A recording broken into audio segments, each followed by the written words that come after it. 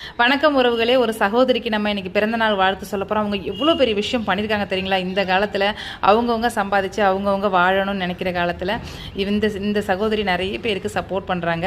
நம்மளுக்கும் பணம் அனுப்பிச்சி விட்டு என் பிறந்த நாள் அதுமா 4 பேர் நல்ல சாப்பாடு சாப்பிட்ணும் அப்படின்னு சொன்னாங்க.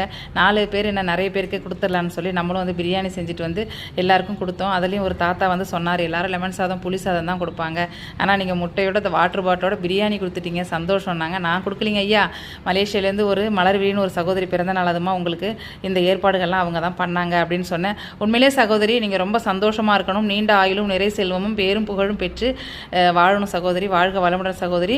கண்டிப்பாக உறவுகளே, என்னோடய ஃபாலோவர்ஸ் ஒவ்வொருத்தரும் மலர்விழி, அவங்க கணவர் பேர் கவியரசு, மகன் ஹரிஹரன், அந்த குடும்பத்தை வாழ்த்துங்க உறவுகளே. ஏன்னா இந்த சர்ச்சில் ஒர்க் பண்ணுறவங்களும் அவங்க செக்யூரிட்டிக்கு வாங்கி கொடுத்துருந்தாங்க.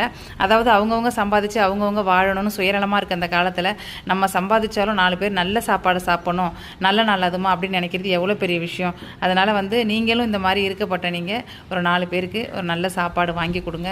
ஒருத்தருக்கு வாங்கி கொடுத்தாலும் அந்த புண்ணியம் கண்டிப்பாக உங்களுக்கு சேரும். எவ்வளவோ கஷ்டப்படுற மக்கள், ஏழை எளிய மக்கள் இருக்காங்க. அந்த சகோதரி ரொம்ப வேண்டி கேட்டுக்கிட்டாங்க, ரொம்ப கஷ்டப்படுறவங்க நல்ல நிம்மதியாக சாப்பிடணும்னு.